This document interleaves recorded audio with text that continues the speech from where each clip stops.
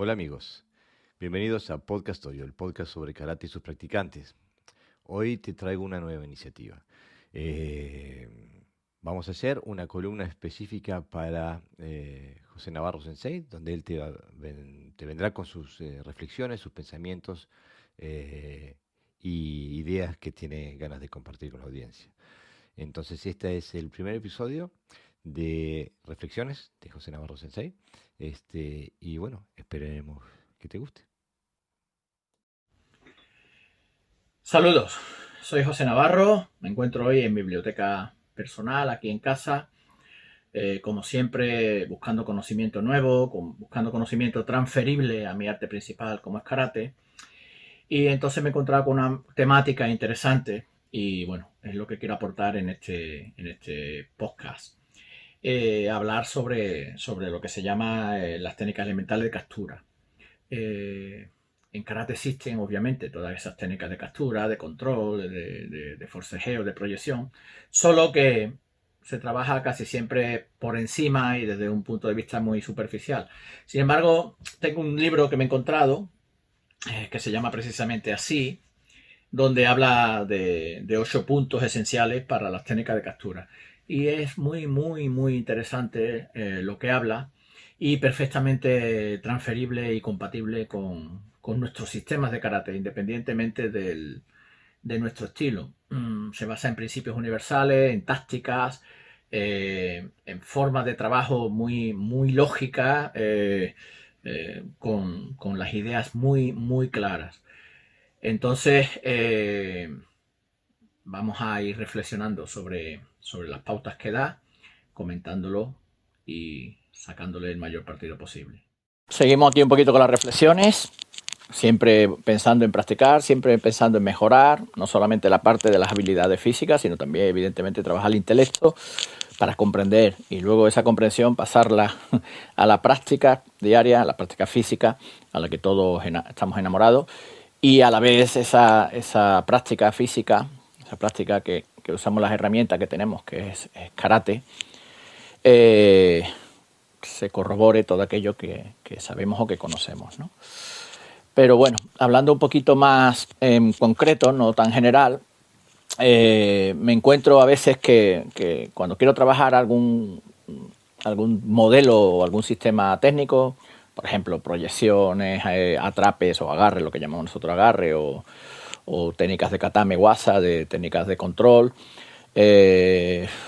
o cualquier otra parte que dentro del karate que exista, en Atemi, etcétera, pues tenemos una información, yo diría que limitada en cuanto a dos aspectos. Uno, que nos falta saber interpretarla y toda esa información que tenemos teórica, o bien que la propia información está sesgada por el tiempo y cómo se nos ha ido transmitiendo. Y en muchos casos se queda como incompleta, al menos esa es la sensación que yo tengo. No sé si alguien lo tiene, pero la mía es que es así. Y de ahí que me llame la atención, por ejemplo, que en otras artes pueda encontrar esa información que no la pueda extraer de forma tan limpia de mi sistema. Quizás porque ya no se transmite ese karate, sino que se transmite los conceptos de un estilo. Y los conceptos del estilo tienen unas características determinadas donde un estilo lo interpreta de una manera y otro lo hace de otra, etcétera, ¿no? Mientras que si se transmitiera karate serían como principios universales. Entonces, buscando información como siempre, me encuentro con un libro que compré curiosamente en el año 1982, exactamente. Casi empezando karate, yo empecé a practicar kung fu y muy poco tiempo, y entonces, bueno, me atraía estos temas de las luchas chinas, sistemas, etcétera. Y entonces, bueno, este libro está escrito en el 81, pero yo me hice de él sobre el 82. Y trata precisamente sobre las técnicas elementales de captura en Wushu. Es un libro traducido y muy antiguo, es este concretamente. Ni siquiera sé si existe ya. Lo compré aquí en Sevilla en una librería de un señor que lo tenía aquí en el centro y que traía libros de este tipo. y casi era en el único sitio donde lo vendían. Y bueno, y entonces habla sobre 8 puntos importantes o esenciales dentro de la técnica de captura. Y me llama la atención cómo, más allá del lenguaje que utiliza un lenguaje específico del Wushu, se puede aplicar perfectamente a nuestro sistema de karate. Entonces empezamos por un poquito contextualizando, permitirme que lo lea, porque no me lo sé de memoria, obviamente, pero él habla de, por ejemplo, la técnica de captura es un tipo de habilidad de combate a corta distancia que se emplea para sojuzgar al enemigo por medio de movimientos ágiles y el uso ingenioso de la fuerza. Es decir, de movimientos ágiles, muy rápido. ¿Para qué? Bueno, para siempre evitar que el otro te ajuste en el suelo y te proyecte de sí. Entonces siempre me estoy moviendo, buscando los ángulos de desequilibrio del otro, etcétera, etcétera. Y del uso ingenioso, utiliza el uso ingenioso de la fuerza. Es decir, que no es fuerza por fuerza, sino cómo utilizo la energía adecuada para cada técnica, o bien de captura o bien de proyección. ¿De acuerdo? Dice, el principio básico para la captura del enemigo consiste en agarrar con una o ambas manos cierta articulación de los miembros del enemigo con el fin de ponerlo bajo control total. Es decir, no es solo agarrar, sino que mi agarre lo inhabilite, lo controle, para que yo sea capaz de manipularlo. Entonces hay una forma concreta de sujetar al enemigo, de agarrarlo y de incapacitarlo para que no emplee su fuerza contra mí. No solamente pone de una parte de su cuerpo, sino también de su cuerpo entero, lo que decíamos antes, ¿no? Antes de que usted logre inmovilizarlo del todo. Dice, la captura exitosa exige de práctica diaria y prolongada, como todo, ¿no?, por parte del combatiente, puesto que, como el manual de Wushu lo señala, dice, se puede asimilar la técnica por fuera, pero la ingeniosidad se adquiere desde adentro. Hay que personalizar, porque una cosa es lo que te dice la técnica y otra cosa es lo que tú puedas aplicar, depende de tus características y de tu forma de poder hacerla por la propia experiencia, ¿no? A lo mejor no eres muy diestro en ese tipo de técnicas y entonces, bueno, hay que practicarla, hay que hacer la tuya y luego hay que aplicarla con alguien, sobre todo con alguien que no se deja, ¿eh? Estamos hablando siempre de técnicas de combate y no de técnicas que se hacen en el dojo para exámenes o cualquier otra cosa, ¿no?, incluso exhibiciones. Dice, solamente a través de repetidas prácticas puede el combatiente hacer una evaluación correcta de la situación. Claro, toma conciencia de sus errores y los corrige. Dice, así es la mejor oportunidad y llegar a la perfección máxima exigida en un combate real. La perfección máxima exigida en un combate real, ¿cuál sería? Pues salir victorioso. Es decir, primero no perder y luego si se puede ganar. Ese sería un poquito el orden que yo mantengo. Dice, a continuación voy a presentar una reseña de los 8 puntos esenciales destinados al empleo de las habilidades para la captura del agresor. Y empieza con el punto 1. Este me resultó curioso porque habla de la siguiente manera. Dice, 1. Con ojo avisor como los del águila. O sea, estamos hablando de contacto de distancia corta y el primer punto se refiere a la mirada. Y explica, es sabido que la vista penetrante y los movimientos ágiles son fundamentales en la lucha, pero son aún más importantes cuando se trata de las técnicas para la captura del agresor. Un pugilista debe mantener sus ojos y oídos bien atentos, agudizar su vista para calar las intenciones del enemigo y estar bien preparado para reaccionar rápidamente según los posibles movimientos del agresor.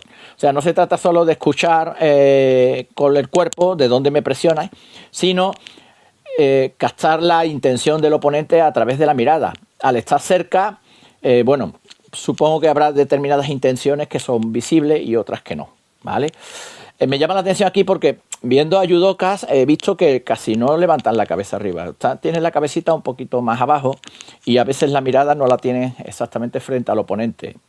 Casi siempre al principio cuando se agarran, pero después en algunas luchas bajan la cabeza.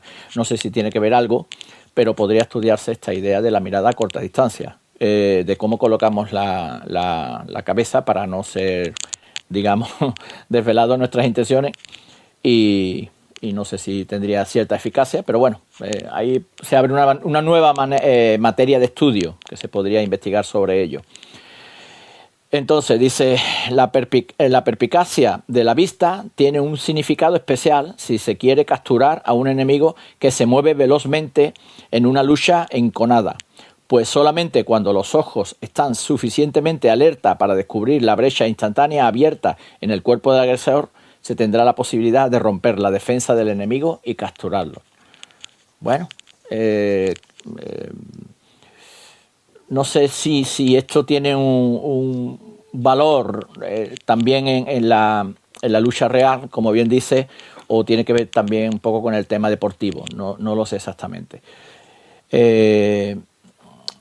La mirada tiene componentes de intención y si el otro no tiene una mirada educada, pues posiblemente se le vea la mala intención en este caso de querer hacernos daño. Y quizá es importante también tener esto en cuenta, ¿no?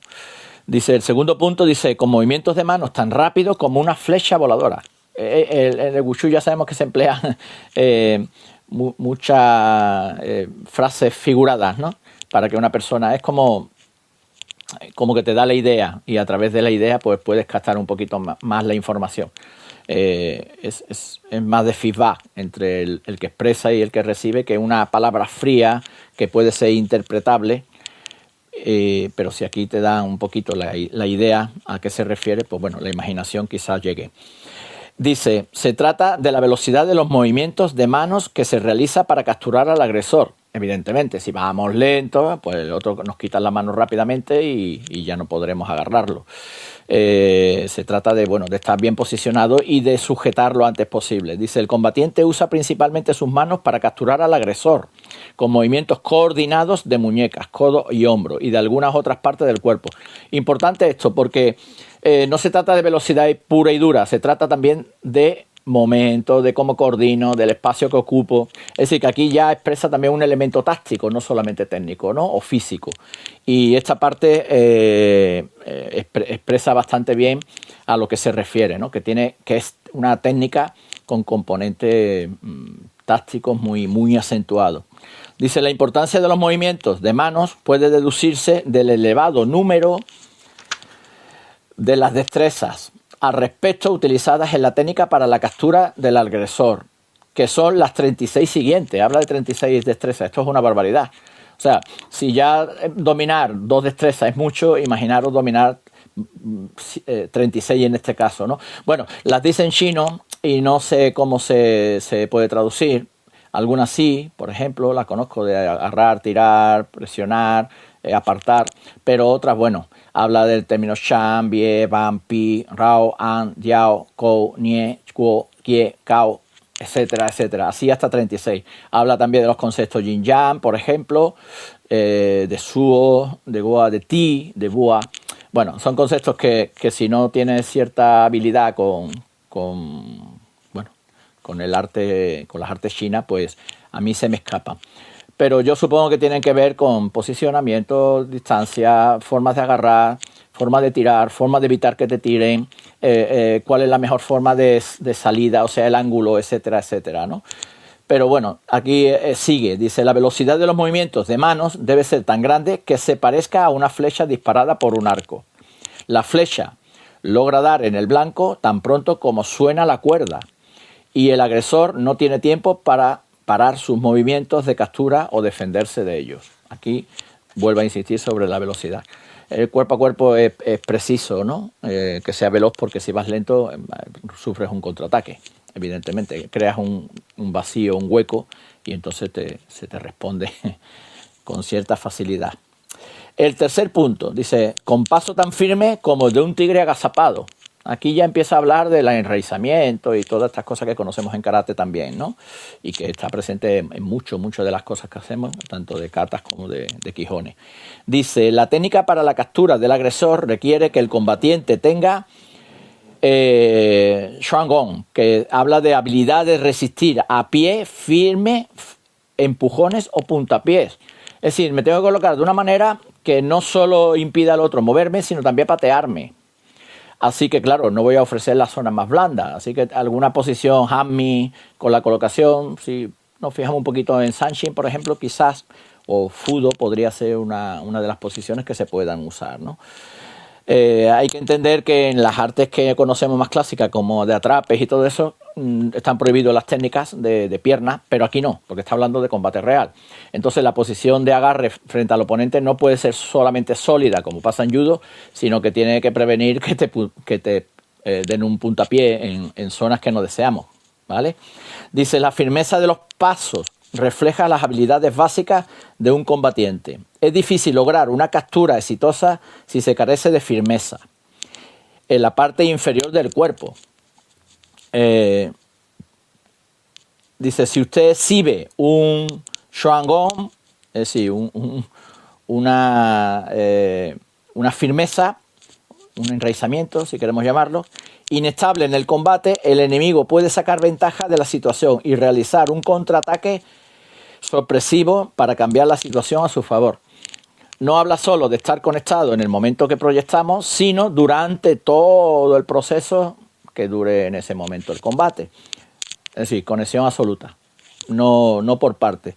Dice, el empleo de las técnicas para la captura requiere, por lo tanto, que el combatiente realice movimientos correctos de manos y un enraizamiento o un shuangong sólido, justamente como un tigre listo para agarrar una presa. Se requiere también los movimientos coordinados de los miembros superiores e inferiores del cuerpo, los avances y retrocesos oportunos y otros movimientos apropiados para coadyuvar a la captura. Cuando habla de enraizamiento no está hablando de algo estático, sino constantemente en movimiento, y evidentemente todo el cuerpo participa, ¿de acuerdo? Si yo tengo un buen enraizamiento, pero arriba estoy contraído, pues mi centro de gravedad sube. Hay una interrelación entre todo. Articulaciones, músculo, esqueleto, etcétera, etcétera, ¿vale? Cuarto punto, dice con cintura tan flexible como una oruga. En algunos podcasts, Jorge Sensei ha referido que su maestro le decía que tenía que ser como enraizado, que tenía que moverse de forma sinuosa. Aquí expresa el término oruga. No sé si están bien interpretados en el cambio de idioma, pero bueno, podría ser también una serpiente, ¿de acuerdo? Dice, se trata de los movimientos del cuerpo que se requieren en el empleo de la técnica de captura. Dice, además de la agudeza de los ojos, la gran velocidad de las manos y la firmeza de los pasos, la aplicación de muchas técnicas de captura exigen la coordinación directa de los miembros de la cintura. O sea, de los movimientos, ¿vale? Junto con los miembros. Dice, en especial las técnicas de captura mediante volteretas y movimientos clásicos del cuerpo requieren una alta flexibilidad de la cintura, evidentemente, ¿no?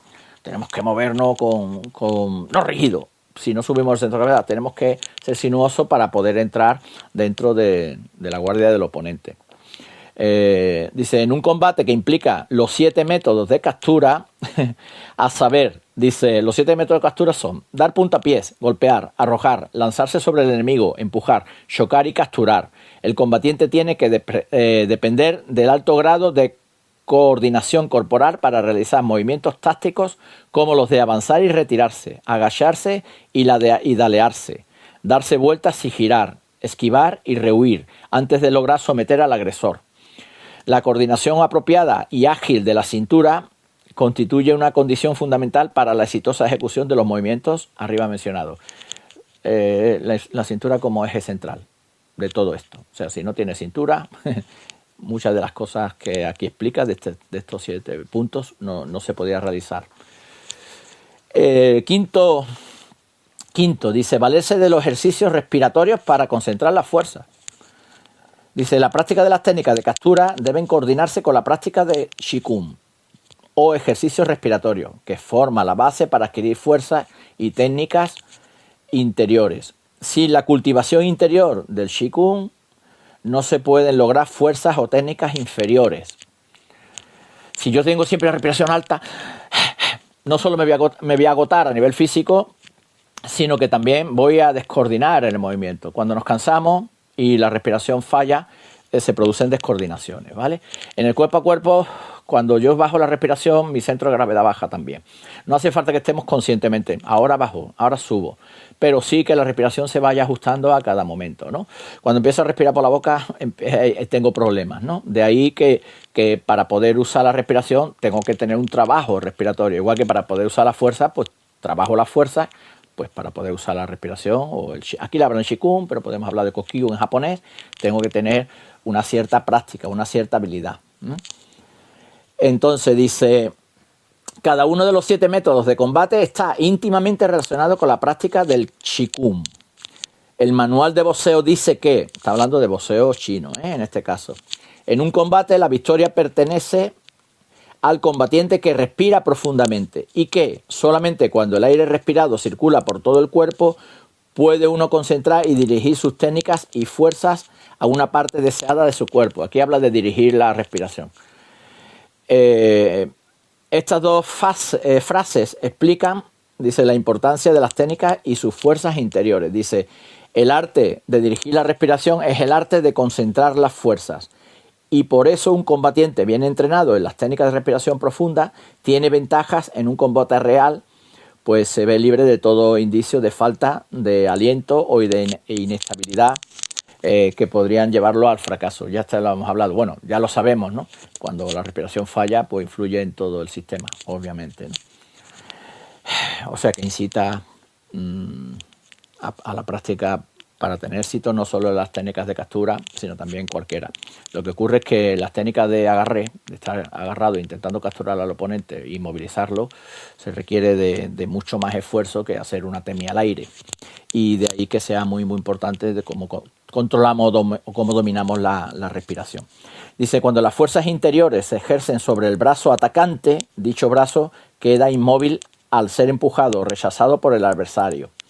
Aquí hay matices, o sea, no se trata solo de agarrarlo, sino de cómo echo el peso sobre él y de cómo lo inmovilizo. Es una inmovilización, no es solo un atrape.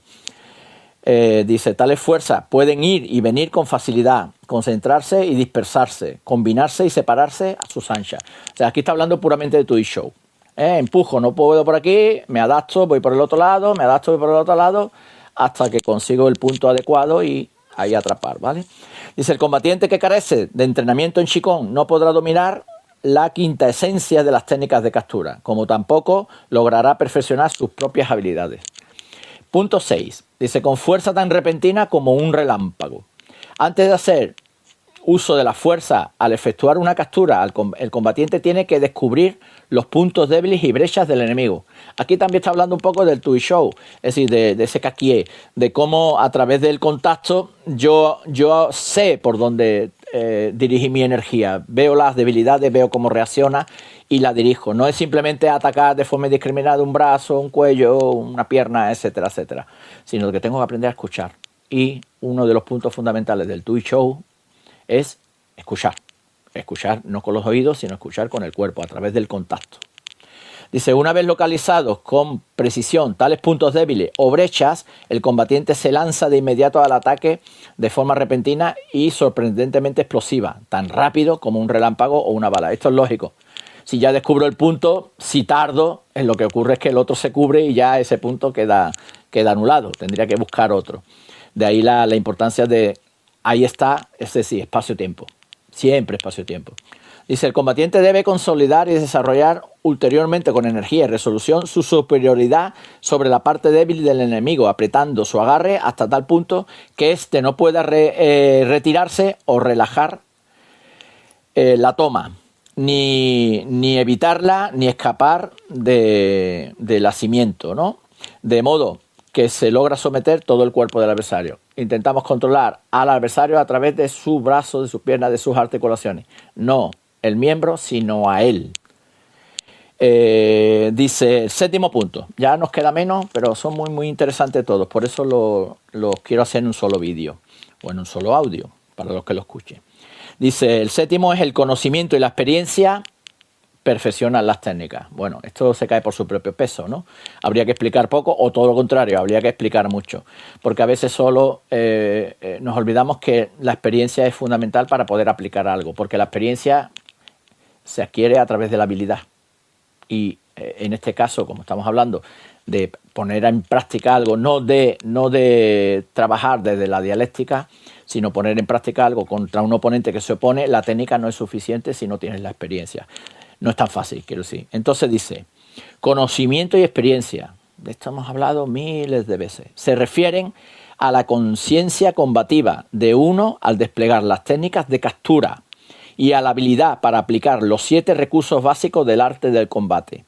En un combate real, el enemigo ha de resistir y tratar de lanzar contraataques desesperados. Dice, la falta de conocimiento y experiencia sobre los varios cambios del arte de combate expondrán al luchador a una posición vulnerable. Es decir, cuando uno no tiene experiencia, lo que hace es que en vez de elegir qué técnica debo de hacer, en qué momento también y en qué espacio, pues empieza a lanzar golpes indiscriminados. Es mucho más fácil defender eso que defender a alguien que te ataca y que sabe dónde va a ir, ¿no? Con la energía, etcétera, etcétera, ¿vale? Dice, uno debe tener una clara comprensión de la situación en un combate antes de tomar la determinación de capturar a lucha. Claro, si yo mido 1,70 y uno mide 2 metros, yo peso 75 kilos e incluso más, puede ser 80 kilos o 70 y tanto, y el otro mide 2 metros y pesa 120 kilos, hombre, intentar sujetarlo es complicado, entonces hay que valorarlo siempre. O sea, aquí demuestra claramente que la táctica debe estar por encima de la técnica. No es decir, esto es un kotegaechi, por ejemplo, y yo se lo voy a hacer a cualquiera. No, a todo el mundo no se le puede hacer. Por eso es importante trabajar con experiencia. Cuando se tiene experiencia de que hay técnicas que no se puede hacer a determinadas personas, pues no la usas. Así de fácil, ¿vale? Dice, es preciso también coordinar los movimientos y estar listo para cambiar de estratagemas, valiéndose de cualquiera de los 7 recursos básicos con el fin de hacer perder al enemigo su capacidad de contraataque y de evitar que escape.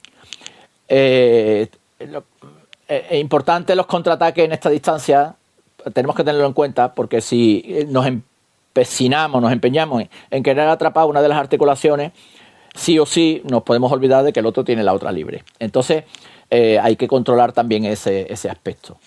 Muy, muy importante. Así no tenemos que defendernos, sino que siempre somos nosotros los que tomamos la iniciativa. Dice, no se puede aplicar eficazmente ninguna técnica de captura, por excelente que sea, sin la coordinación con los otros 6 recursos de combate. Si yo tengo una buena técnica de ataque, pero no sé el momento de meterla, no sale. Tengo que saber el momento. Y es más, no la puedo lanzar indiscriminadamente. Tengo que saber dónde la coloco para que esa técnica sea eficaz, ¿no? Entonces, todos esos elementos de lo que habla este texto, esos 6 elementos que faltan, es la suma y eso es lo que hace que sea eficiente, ¿de acuerdo? Si le vas quitando elementos, pues va perdiendo la técnica su eficacia o su riqueza. Dice, un luchador inexperto y corto de vista no sabe realizar una captura hábil y coordinada y muy a menudo se convierte él mismo en blanco de los ataques, lo que decíamos antes. Claro, yo estoy ahí empeñado y mientras el otro me va golpeando. Y bueno, y entramos en el punto 8 que dice, fijaros que siempre se toca la parte interna también. Dice, la serenidad es la clave para un ataque poderoso.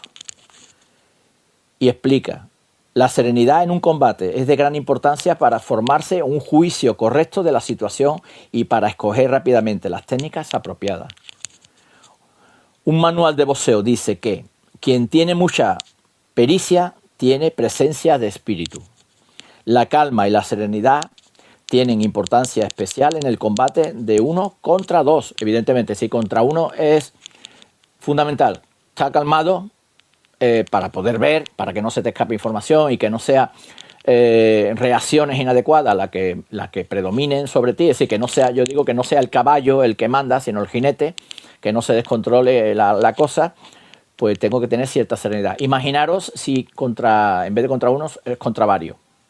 Pues evidentemente, a mayor tranquilidad tenga, más capacidad tengo de observar qué pasa a mi alrededor y no cegarme solamente con un oponente, ¿no? Dice, cuando uno de las 2 manos vacías enfrentan al enemigo armado o cuando afronta con armas cortas a un rival de armas largas. Claro, esto para mí como budoka se me antoja difícil. Hay armas que son superiores y evidentemente si las sabes manejar es complicado. Pero bueno, independientemente de eso la tienes que trabajar con serenidad, porque si no entras en el espacio inadecuado y bueno, los resultados ya lo sabemos, ¿no? Dice, si el luchador no logra abrir brecha en la parte débil del enemigo o retroceder cuando le llega el momento de avanzar, eso se debe a menudo a la carencia de habilidad y serenidad. La serenidad revela el espíritu combativo del contendiente y destaca no solamente la habilidad, sino también la fuerza. Esto parece que no, esto también se ha hablado muchas veces. Y cuando veas a alguien muy tranquilo en una situación muy peligrosa, es que él es muy peligroso. El peligroso es él, ¿no? Miyamoto Musashi, en una de sus tácticas, usaba lo que llamaba el toque al sable. Es decir, estaban los dos, él tocaba el sable. Y si el otro permanecía relajado cuando tocaba el sable, decía, uy, este es muy peligroso. Pero si tocaba y el otro reaccionaba con algún movimiento de inseguridad, entonces dice que no se lo pensaba, iba directamente y se lo cortaba, ¿no? Así que bueno, hay que aprender a mirar y a interpretar lo que miramos también, ¿de acuerdo? Y dice en esta última parte, con un espíritu dominante, el combatiente puede ejercer suficiente fuerza sobre sus músculos y huesos para poder luchar incluso con el hierro y la piedra. Claro, al no haber un desgaste, pues yo me puedo concentrar en lo importante, en este caso en cómo genero energía, ¿no? Y dice, la voluntad y el espíritu tienen el poder de matar al enemigo, evidentemente. Entonces, creo que este libro, a pesar de que sea un libro de Wushu, que a veces es como lo contrario a lo que hace la gente de karate, contiene mucha información que podemos utilizarla, ¿no? Entonces el conocimiento transversal también debe ser usado. La idea de lo que se trata es de adquirir las herramientas adecuadas que nos expliquen lo que buscamos, ¿no? Entonces, desafortunadamente, a veces el karate, si queremos ir a más, pues tiene sus limitaciones, como la tiene también el Wushu.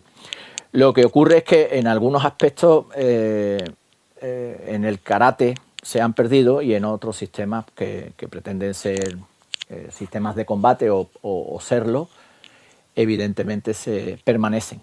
Y importante recuperarlas y llevarlas a nuestro sistema, a nuestro río o a nuestro karate, que al fin y al cabo no se trata de hacer Wushu, sino se trata de adquirir las habilidades y el conocimiento para progresar en nuestro sistema. Y esto mismo puede ser usado en cualquier estilo de karate, independientemente del que hagamos, porque está hablando de experiencia, está hablando de principios universales, está hablando de táctica, no está hablando de nada descabellado. Y el lenguaje que usa me gusta porque es muy directo y comprensible. No, el tecnicismo lo utiliza lo justito para dar explicación a algo que puede explicarse desde los tecnicismos, pero que lo que intenta es abordar qué hay que hacer, pero también qué no hay que hacer. La mayoría de las veces se nos explican qué hay que hacer, pero no qué no hay que hacer. Y en este caso, en estos textos lo especifica, ¿eh? Así que bueno, seguimos.